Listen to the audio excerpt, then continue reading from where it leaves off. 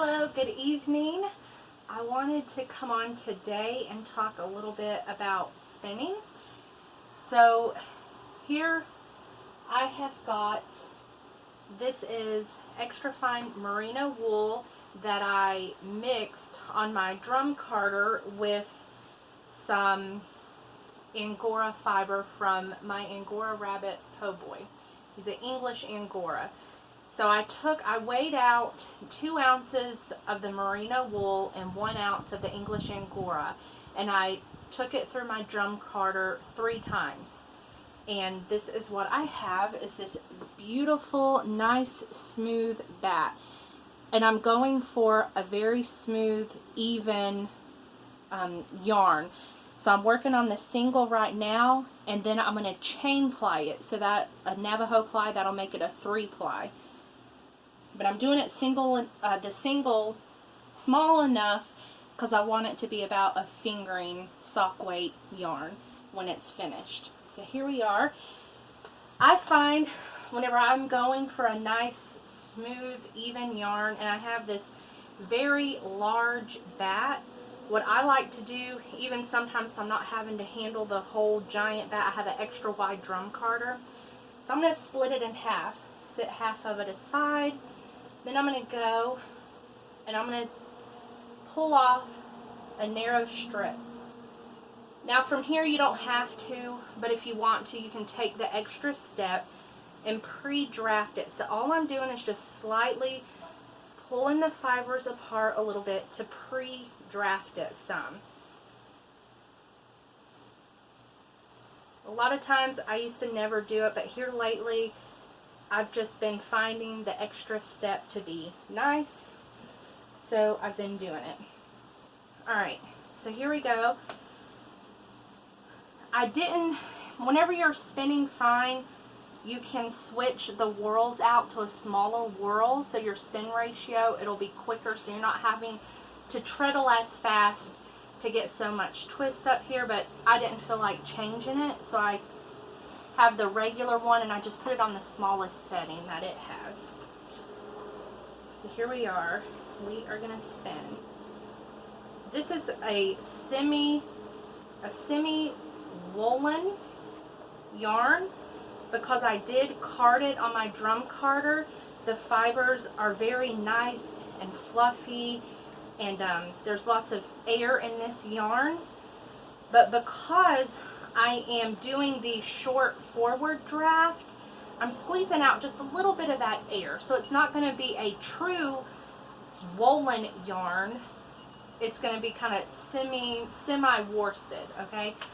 And to learn more about that, I took a class on Craftsy, and it's called Drafting from Worsted to Woolen, and it's taught by J.C. Boggs. It's a very, very good class. I learned so much in it. I highly recommend taking that class. It is definitely worth it. And in the class, she talks about being consistent. And I have found, before I used to do I would pull back and draft this way. So I'll show you. I would pull and slide and go this way. And I found that I wasn't as consistent. My singles weren't as smooth and consistent whenever I did it that way. So if I keep this hand still and pull forward with my left hand, I find that my yarn is a little bit more even. So that's what we're doing here. And a lot of times I like to be able to measure my singles so that I can make sure that I'm staying on track. I'm not starting to get too thick or it's not getting way too thin. And I have my wedding band on my finger and I'll use it. So this single right here, I could fit at least 2 of them on my wedding band. So I know if this single is half my wedding band, the width of it, then I'm on track. And also I have one of those measuring bracelets, so I can go on here and check too. And just make sure we're staying on track with our singles. And also just making sure you get enough twist in your yarn.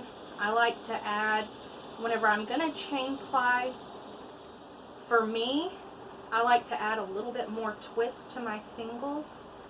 So I'll stop every now and then and just check. That is plenty of twist there. So I'm not going to have to worry about my single falling apart, especially whenever I go to ply it. It's going to make a nice, sturdy, even yarn. So we just sit here and continue to spin. And this, this merino, it's 18 micron count, plus the Angora. It is so soft, I almost have a hard time feeling it glide through my fingers because it's so soft. But it's my favorite blend. I love it. It's going to make a beautiful yarn.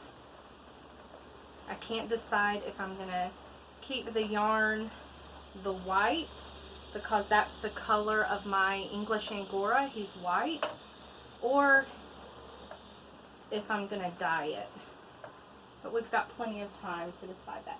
So whenever I come to the end here, I'm just going to grab this batt, and we're going to do the same thing. I'll pull off a strip, and then I'm going to sit here and take that extra step to pre-draft. But like I said, it's not a must. Whatever you prefer,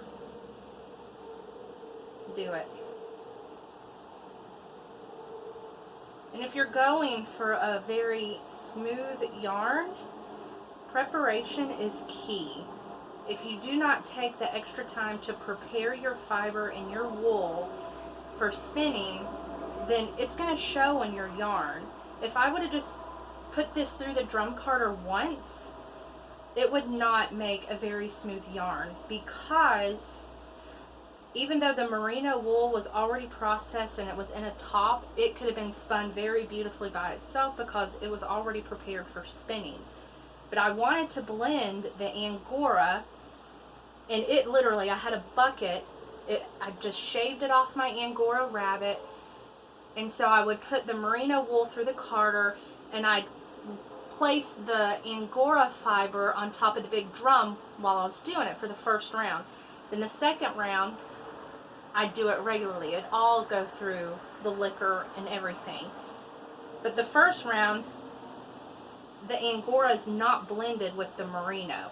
So I would have had places where there was nothing but merino wool, and then I would have had clumps of this English Angora fiber, and it wouldn't have made a very smooth yarn. I would have really had to fight it to try to get it smooth.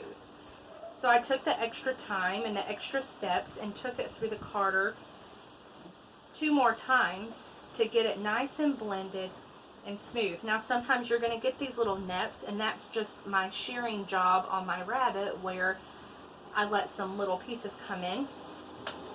But that's okay, we can pick it out as we are spinning the single. I love spinning thin. It's my favorite. For me, it's easier to stay consistent. Whenever I spin thick, I find that I'm kind of all over the place. I'll have thicker spots and then thinner areas, because I always try to go back to spinning thin.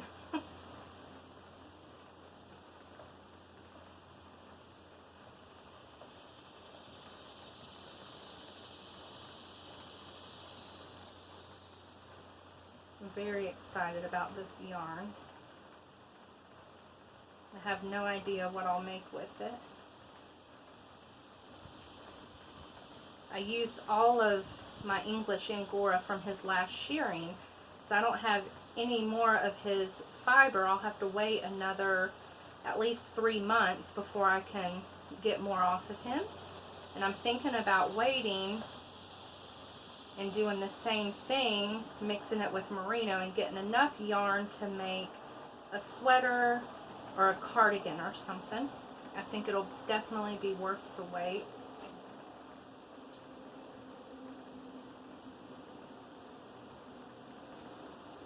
Also, since I'm going to 3-ply, I've noticed the more plies you have, the more forgiving. So if I were just keeping this as a single, you would notice the thicker parts and the thinner parts in this yarn than if I were to make it a 2-ply. Well, a 3-ply, it's going to cover the inconsistency even better. But I still try my best to make my single as smooth and even in diameter as I can. But it is a little bit more. Whenever you're doing a 3-ply, it's going to be more forgiving than a 2-ply, and definitely more forgiving than a single. And also, a 3-ply is going to make a nice rounder yarn than a 2-ply. And it's just, I like working with that.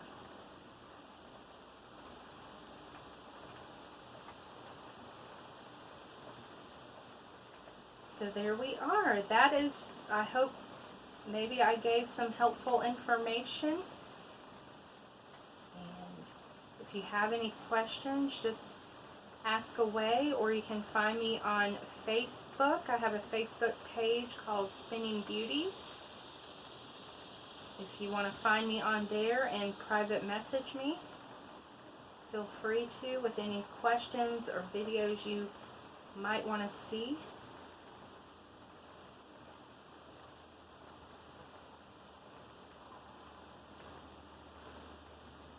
Whenever I finish spinning this single, I'll do a video on how I Navajo ply. So maybe, depending on how much I work on this the next couple days, I'll be doing that soon. I'm going to check again, and we are staying on track.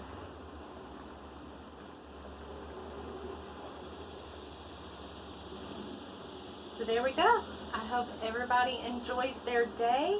Thank you for watching.